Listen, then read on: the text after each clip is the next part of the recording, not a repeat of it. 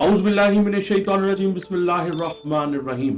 काला इमाम अलैहिस्सलातु वस्सलाम, इंसान अपनी माँ के शिकम से ही बद या नेक पैदा होता है। आइए आज आपको एक ऐसे प्रोग्राम की तरफ मैं मदऊ करना चाहता हूँ। तो ये प्रोग्राम का मकसद ये है कि जो एक औरत नौ माह अपने बच्चे को एक परवान चढ़ाती है, बच्चा और माँ का एक रिश्ता है, और खास तौर पे हमारे दीने इस्लाम में दुआ का जो कॉन्सेप्ट है, जिक्र अज़कार का जो कॉन्सेप्ट है, अहले बैते अतहार की तालीमात में से तारफी कलिमात जो इस्लाम के अंदर जो है वो मौजूद है, मैं अपने प्रोग्राम में वो तमाम बहनों बेटियों के लिए ऐसा प्रोग्राम बनाऊं कि जो 9 माह आपको प्रॉब्लम पैदा ना हो कि हमने कौन कौन सी दुआ करनी है या कौन कौन सी ऐसी ग़िज़ा का इस्तेमाल करना है। अस्सलाम वालेकुम नाज़रीन, मैं हूं आपका एस्ट्रोलॉजर स्कॉलर सैयद सिकंदर रिजवी। आज का प्रोग्राम इस माँ के लिए है जो अपने आने वाले बच्चे की सेहत, नेक बख्ती, जहानत और रूहानी तरबियत के लिए फिक्रमंद है। ऐसी ख्वातीन जो हामिला हो चुकी हैं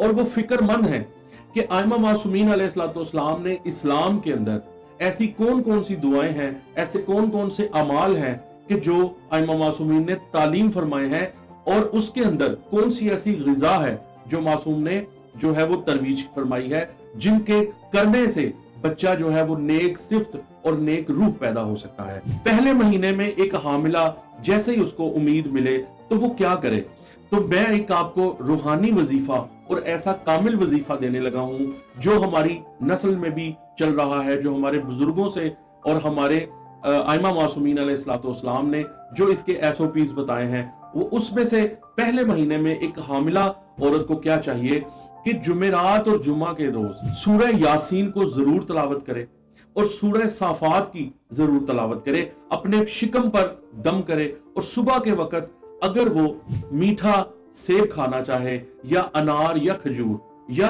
दूध भी हो सकता है, तो इसके अंदर अगर आप सूरह यासीन और सूरह साफात की तलावत करके इन तीनों चीजों पर दम करके अगर खाना चाहे तो बहुत मुबारक माना जाता है।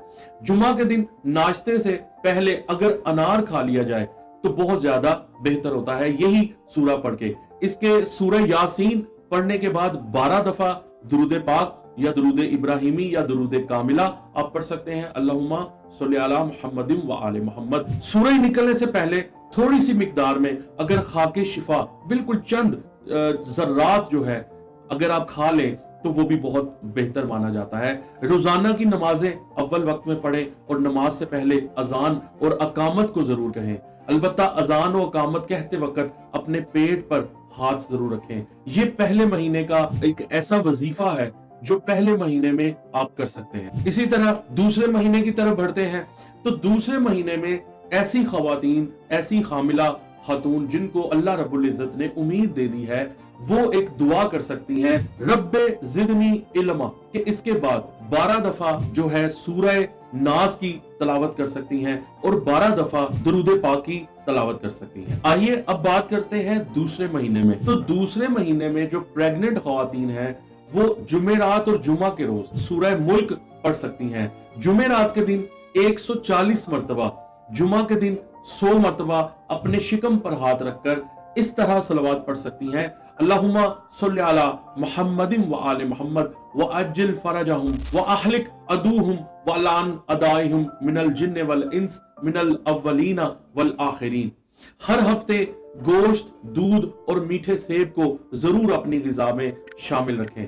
फिर भी अगर इसके दौरान कोई ग्रहण अगर लग जाता है तो ग्रहण के अंदर भी ये दुआ पढ़ सकते हैं। पढ़ने के बाद 110 दफा आप सूरह कौसर भी पढ़ सकते हैं, और कोशिश करें कि दूसरे महीने में आप अपनी ग़िज़ा में जो मैंने बताया है वो ग़िज़ा को इस्तेमाल करें। कि तीसरे महीने में जो आदाब हैं, रूहानी वज़ाइफ हैं, वो जो हामिला खातून हैं जो प्रेग्नेंट हो चुकी हैं वो क्या करें, तो उनके लिए तीसरे महीने में यह है कि जैसे ही जुमेरात और जुमा आए, यानी शबे जुमा को भी और दिन जुमा के दिन भी, सबसे पहले गुस्ल करें तो बहुत अच्छा है।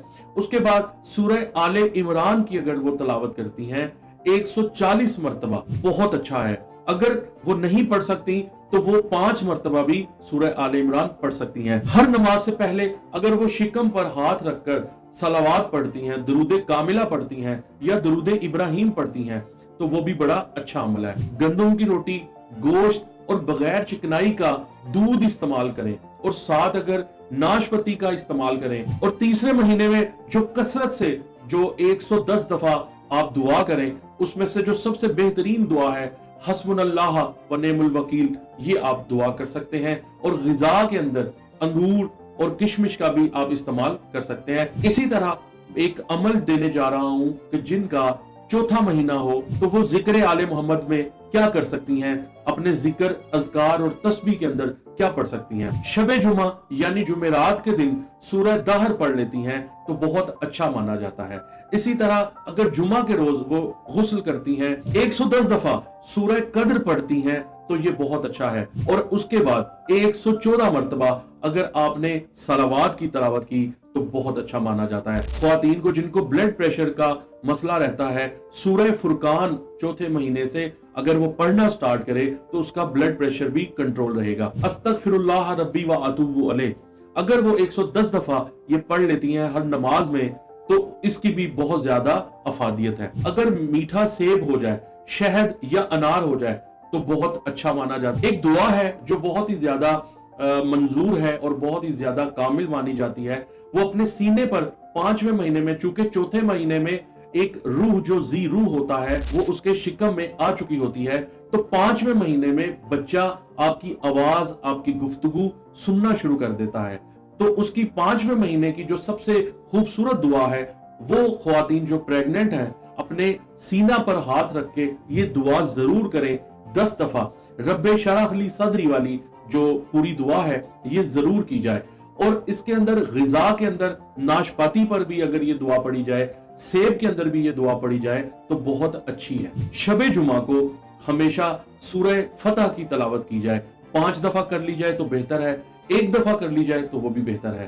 اگر جمعے کا روز آ جائے تو اس کے ساتھ 110 دفعہ سورہ نصر کی تلاوت کی جائے۔ اس کے بعد اپنی نماز کو جاری رکھیں، کوشش کریں 5 نماز کو پڑھیں، اور کوشش کریں کہ سورہ نصر کے بعد اگر خاک شفا کے چند ذرات کو اپنے ہاتھ پر رکھ کر اور اپنے شکم پر بھی مل لیں، یا اس کو تھوڑا سا اپنی زبان پر چکھ لیں، تو اس طرح آپ کی اولاد صالح اور نیک ہوگی۔ 5ویں مہینے ہر صبح کچھ مقدار میں اگر آپ کھجور کا 1 کھجور کھا لیں، 2 کھجور کھا لیں تو بہت بہتر ہے۔ 5ویں مہینے کے شروع سے شکم پر ہاتھ رکھ کر نماز کے وقت اذان اور اقامت اگر کہی جائے تو اس طرح بچہ نیک، صالح اور فرمانبردار پیدا ہوگا۔ اسی طرح انشاءاللہ بہت سارے اعمال جاننے کے لیے، روحانی وظائف جاننے کے لیے آپ مجھ سے رابطہ بھی کر سکتے ہیں۔ اب بات کرتے ہیں چھٹا مہینہ، تو ان کے لیے بہترین جو دعا ہے، یا حیو یا قیوم برحمتک استغیث، اگر 114 دفعہ اپنی انجیر کے اوپر، شہد کے اوپر اگر یہ دم کر کے کھا لیتی ہیں تو چھٹا مہینے کا جو درد ہے، چھٹے مہینے کی جو نحوستیں ہیں وہ بھی ان سے دور ہو جائیں گی۔ ہر شب جمعہ کو کوشش کریں سورہ واقعہ پڑھیں، سورہ 3 ہے، اس کو اگر آپ 112 مرتبہ پڑھتے ہیں تو بہت اچھا مانا جاتا ہے۔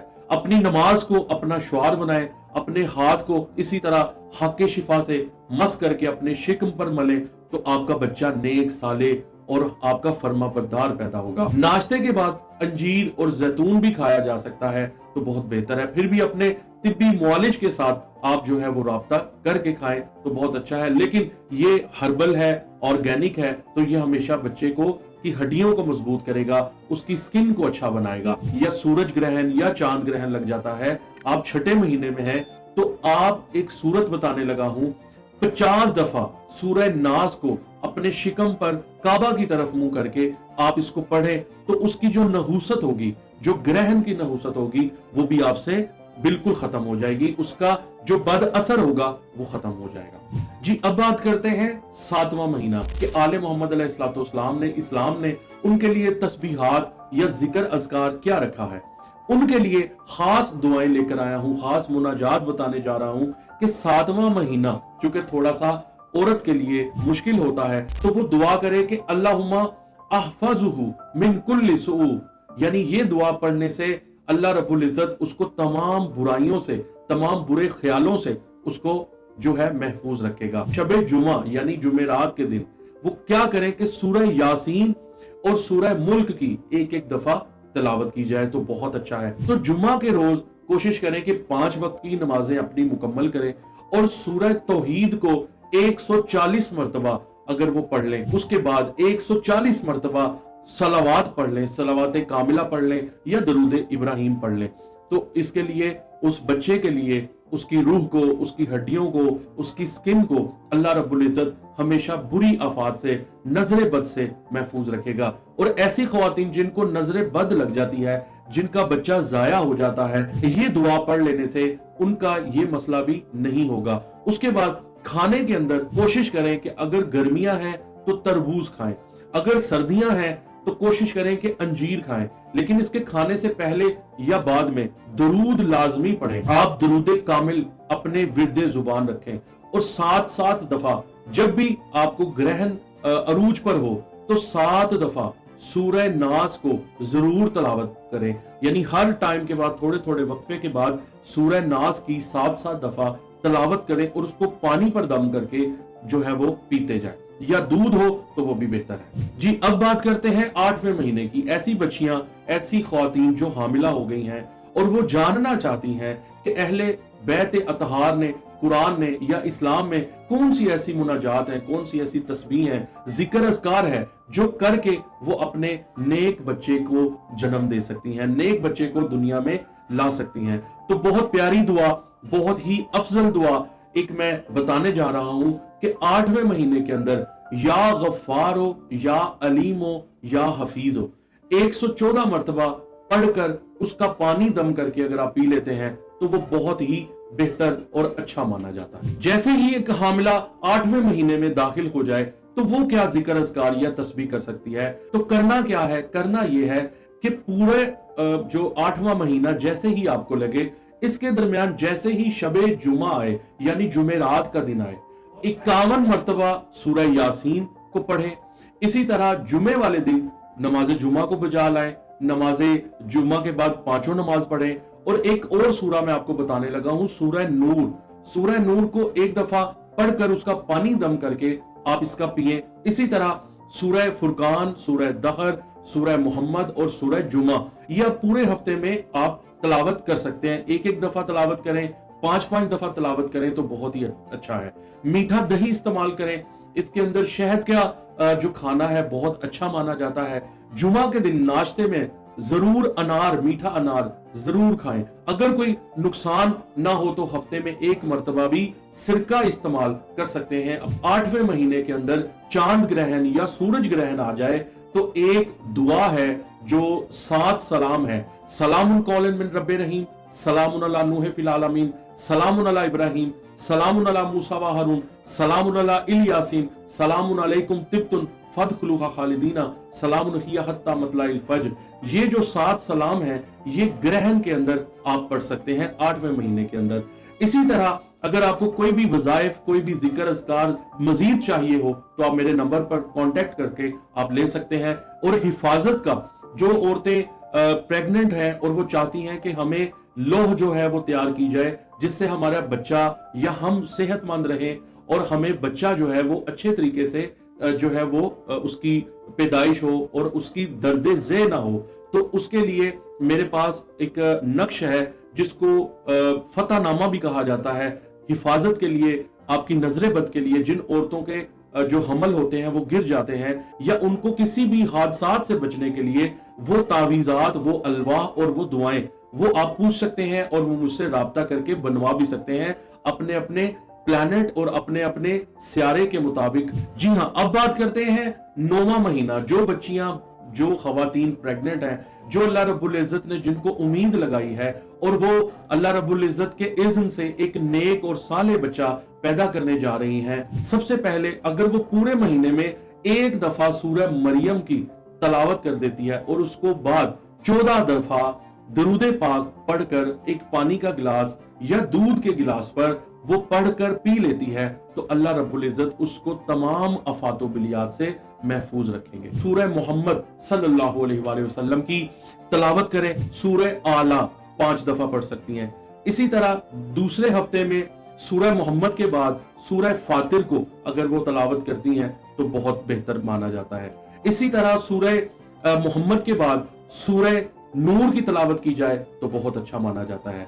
इसी तरह सूरह मोहम्मद के बाद सूरह मरियम को पढ़ा जाए तो बहुत अच्छा और नेक अमल जो है वो आपके सवाब में भी इजाफा होता है और बच्चे को तस्कीन मिलती है और उस बच्चे की बर्थ बहुत अच्छी होती है। हिफाजत के लिए अगर आपको अलवाह चाहिए या आपको नक्श चाहिए या ऐसे तावीज़ात चाहिए जो औरत को नजर बद और दुराने हमल जो हादसात पेश आते हैं उससे अगर वो बचना चाहती है, उससे अगर वो नहुसात से बचना चाहती हैं तो वो मुझसे राब्ता करके बनवा सकते हैं। मैं इंशाल्लाह आपको बेहतरीन गाइडलाइन दे दूंगा। अपना बहुत ख्याल रखिएगा। हमारा प्रोग्राम कैसा लगा हमें कमेंट में जरूर बताइएगा। अल्लाह आपका हामी और नासिर हो और दरूदो सलाम हो अहले बैत अतहार पर। अल्लाहुम्मा सल्ली अला मुहम्मदिन व आले मुहम्मद व अज्जिल फरजहुम।